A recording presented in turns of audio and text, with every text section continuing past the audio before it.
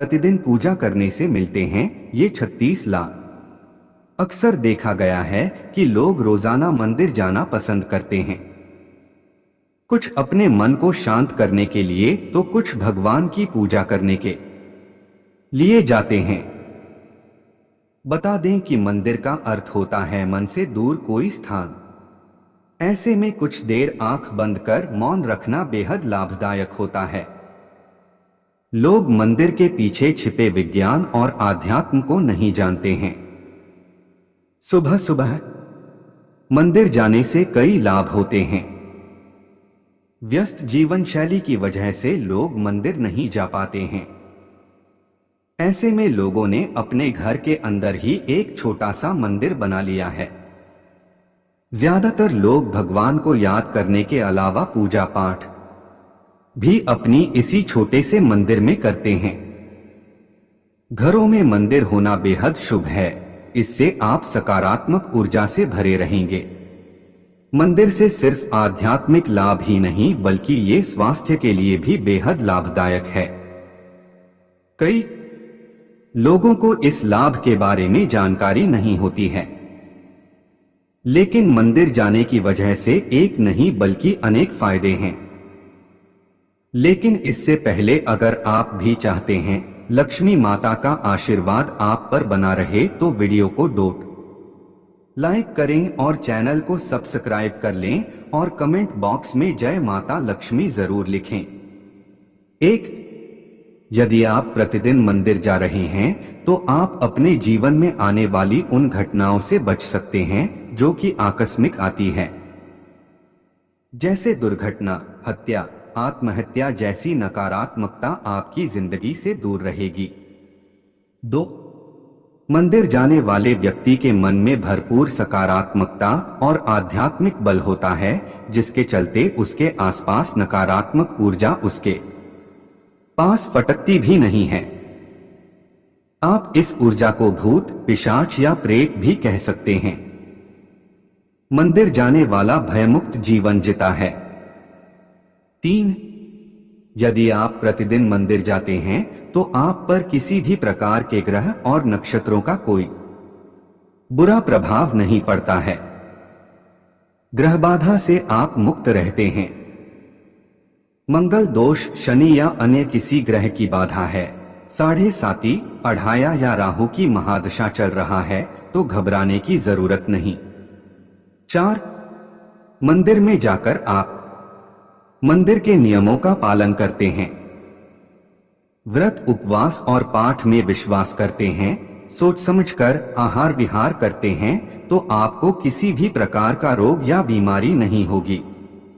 5, मंदिर जाकर मन में विश्वास और आत्मबल का संचार होता है, जिसके कारण मन में किसी भी प्रकार का दुख या शोक नहीं रहता है। व्यक्ति सभी परिस्थिति में संभाव से रहता है। संभाव अर्थात न तो भावना में बहता है और न ही कठोर होता है। हर परिस्थिति उसके लिए सामान्य होती है। 6, मंदिर जाने से व्यक्ति में सही और गलत को समझने की क्षमता होती है। वह किसी भी प्रकार की फालतू लड़ाई झगड़े में नहीं पड़ता है, जैसे रास्ते में पड़े पत्थर या गड्ढे को देख लेने के बाद हम अपनी गाड़ी को उससे बचाकर निकाल ले जाते हैं, उसी तरह व्यक्ति अपनी जिंदगी को समझदारी से गड्ढों से बचा ले जाता है। 7, मंदिर जाने वाले व्यक्ति का कोई शत्रु किसी बुरी विद्या के माध्यम से कुछ भी बिगाड़ नहीं सकता है। बहुत से व्यक्ति अपने कार्य या व्यवहार से लोगों को रुष्ट कर देते हैं, इससे उनके शत्रु बढ़ जाते। कमजोर शत्रु हमेशा सामने की लड़ाई नहीं लड़ते हुए पीठ के पीछे ऐसे कार्य करते हैं जिनको अंधविश्वास की श्रेणी में रखा जाता है। मंदिर जाने वाले लोगों को इससे कोई फर्क नहीं पड़ता है। 8, मंदिर जाने वाले व्यक्ति के जीवन में कभी ऐसे संकट नहीं आते हैं कि वह कर्ज में डूब जाए। थोड़ा बहुत कर्ज होता है तो कोई फर्क नहीं है तो उसके मंदिर से ही रास्ते निकलते हैं। मन मंदिर में विश्वास है तो इस बाधा व्यक्ति मुक्त हो जाता है। 9. आप बेरोजगार है या आपका व्यापार नहीं चल रहा है तो निश्चित ही आपको प्रतिदिन मंदिर जाना चाहिए। आपको जल्द ही सफलता मिलेगी। हालांकि जो प्रतिदिन मंदिर जाकर प्रार्थना और पूजा पाठ करता है उसके साथ यह समस्या नहीं रहती है। होती भी है तो वह दिमाग पर बोझ नहीं लेकर कर्म करता जाता है और सफल हो ही जाता है। 10. बहुत से लोगों को अनावश्यक भय और चिंता सताती रहती है जिसके कारण वे तनाव में रहने लगते हैं। तनाव में रहने की आदत भी हो जाती है जिसके चलते व्यक्ति कई तरह के रोग से भी घिर सकता है। लेकिन मंदिर जाने वाले के दिल और दिमाग में ये सब नहीं रहता है। 11. प्रतिदिन मंदिर जाने वाले में मन और मस्तिष्क में कलह या क्रोध नहीं होता है।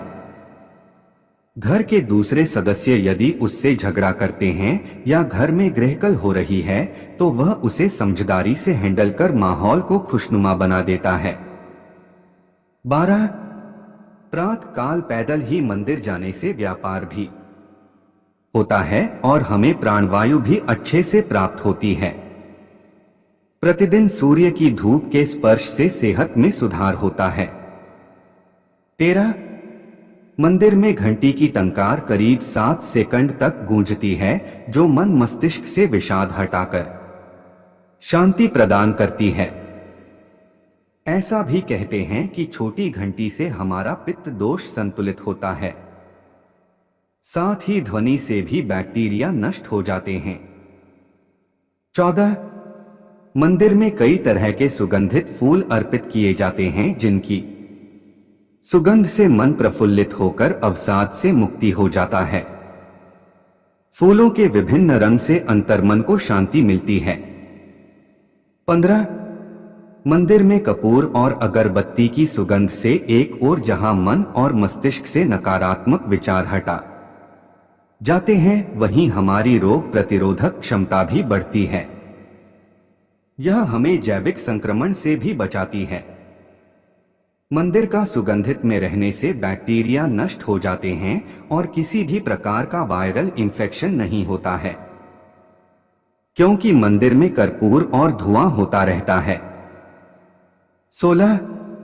जब हम मंदिर में आरती या कीर्तन के दौरान ताली बजाते हैं तो यह एक्यूप्रेशर का काम करती है। इससे हमारे रक्त संचार सुचारू रूप से संचालित होता है और शरीर की मांसपेशियां भी मजबूत होती है। 17. आरती या चालीसा को जपने पढ़ने से हमारा वाणी दोष भी दूर होता है। ओम के उच्चारण से हमारा चित्त एकाग्र होता है। 18. आरती के बाद शंख बजाया जाता जो श्रद्धालुओं के लिए बहुत सुखदायी और स्वास्थ्यवर्धक है। शंख बजाने वाले के फेफड़े मजबूत होते हैं। 19. आरती के बाद देव देवताओं भारत माता आदि के जयघोष से आत्मविश्वास के साथ ही देशभक्ति जागृत होती है। इसी के साथ हर मंदिर में गौ रक्षा और गौ हत्या बंद होने करने का संकल्प भी लिया जाता है। 20. आरती लेने से हमारी हथेली की कोशिकाओं को दिव्य ऊष्मा मिलती है और हमारे भीतर पल रहे सभी विषाणु और जीवाणु समाप्त हो जाते हैं। आंखों पर हथेलियां रखने से गर्माहट आंखों के पीछे की सूक्ष्म रक्त वाहिकाओं को खोल देती है और उनमें ज्यादा रक्त प्रवाहित होने लगता है जिससे हमारी आंखों की ज्योति बढ़ती है। 21. आरती के बाद नमस्कार और दंडवत प्रणाम करने से हमारे मन में विनम्रता और श्रद्धा का भाव जागृत होता है। अहंकार और घमंड का नाशा होता है। 22. भगवान के दर्शन पूजा और आरती के बाद हमें तुलसी मिला चरणामृत पंचामृत और प्रसाद मिलता है। यह चरणामृत और पंचामृत हमारी सेहत के लिए बहुत ही फायदेमंद होता है। आयुर्वेद के मुताबिक यह चरणामृत हमारे शरीर के तीनों दोषों को संतुलित रखता है। चरणामृत के साथ दी गई तुलसी हम बिना चबाए निगल लेते हैं, जिससे हमारे सभी रोग ठीक हो जाते हैं। 23 मंदिर में भगवान की परिक्रमा से जहां सेहत के लाभ मिलते हैं, वहीं यह धरती के गुरुत्वाकर्षण की शक्ति से जुड़कर हमारे शरीर का तनाव निकल जाता है। इसी के साथ ही में गुंबद और उसके कलश से प्रवाहित हो रही ऊर्जा हमारे शरीर को प्रभावित कर सकारात्मक ऊर्जा प्रदान करती है। 24 मंदिर भूमि को सकारात्मक ऊर्जा का क्षेत्र माना जाता है।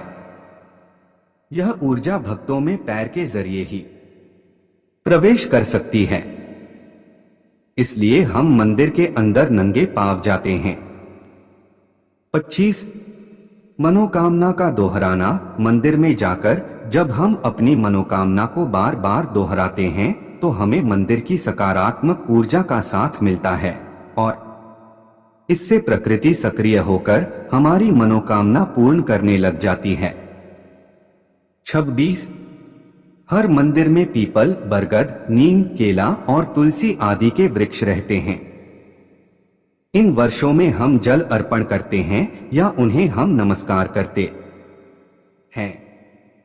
इन वृक्षों में भरपूर ऑक्सीजन के साथ ही दिव्यता होती है, जो हमारे मन और मस्तिष्क को स्वस्थ करते हैं। इससे हमारे मन में शांति आती है। 27 मंदिर में दिए गए दान के अनेक लाभ होते हैं। दान से हम में कृपणता नहीं रहती है और हम चीजों के प्रति आसक्ति नहीं पालते हैं।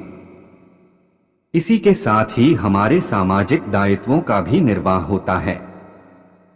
28 मंदिर जाने से हमारी सामाजिक प्रतिष्ठा बढ़ने के साथ ही जान पहचान भी बढ़ती है। 29 मंदिर जाने से हमें पंचांग और 30 त्योहारों की जानकारी भी मिलती है। 30 मंदिर जाने से धार्मिक ज्ञान भी बढ़ता है, क्योंकि वहां पर गीता, वेद, उपनिषद आदि के बारे में जानकारी भी मिलती रहती है। 31 मंदिर में व्यक्ति हाथ जोड़कर खड़ा रहता है। हाथ जोड़ने से जहां हमारे फेफड़ों और हृदय को लाभ मिलता है, वहीं इससे प्रतिरोधक क्षमता का विकास भी होता है।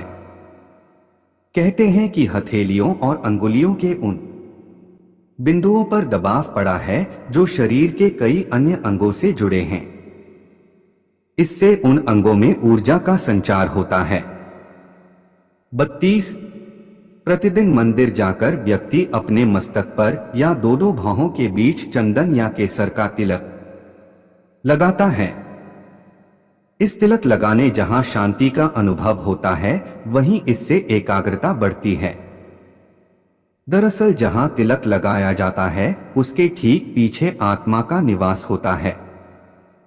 आज्ञा चक्र और सहस्रार चक्र के बीच के बिंदु पर आत्मा निवास करती है, जो कि नीले रंग की है।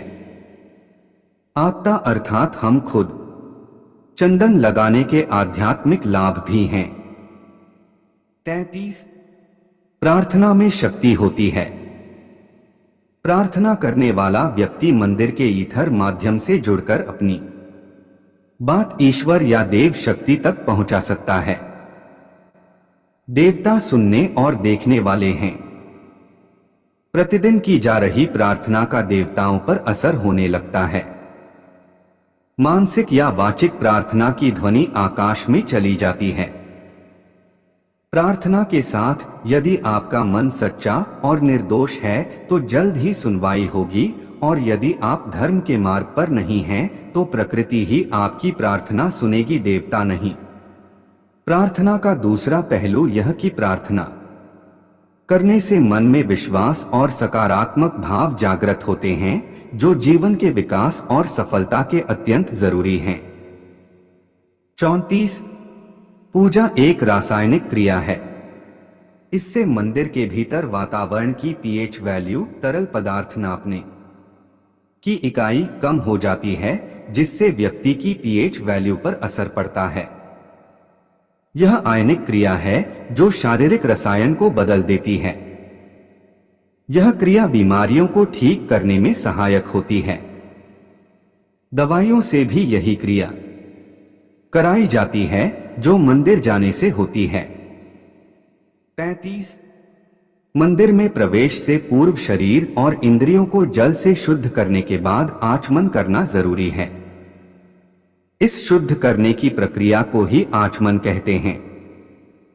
आचमन करने से पहले अंगुलियां मिलाकर एकाग्रचित्त यानी एक साथ करके पवित्र जल से बिना शब्द किए 3 बार आचमन करने से महान फल मिलता है। आचमन हमेशा 3 बार करना चाहिए। आचमन से मन और शरीर शुद्ध होता है। 36 मंदिर में शिखर होते हैं। शिखर की भीतरी सतह से टकराकर ऊर्जा तरंगें व ध्वनि तरंगें व्यक्ति के ऊपर पड़ती हैं। ये परावर्तित किरण तरंगें मानव शरीर आवृत्ति बनाए रखने में सहायक होती हैं। व्यक्ति का शरीर इस तरह से धीरे धीरे मंदिर के भीतरी वातावरण से सामंजस्य स्थापित कर लेता है। इस तरह मनुष्य असीम सुख का अनुभव करता है। पुराने मंदिर सभी धरती के धनात्मक पॉजिटिव ऊर्जा के केंद्र हैं। दोस्तों, वीडियो अच्छी लगी हो तो लाइक एंड शेयर करें और चैनल को सब्सक्राइब करके बेल नोटिफिकेशन को ऑल पर सेट कर ले। वीडियो देखने के लिए आपका धन्यवाद।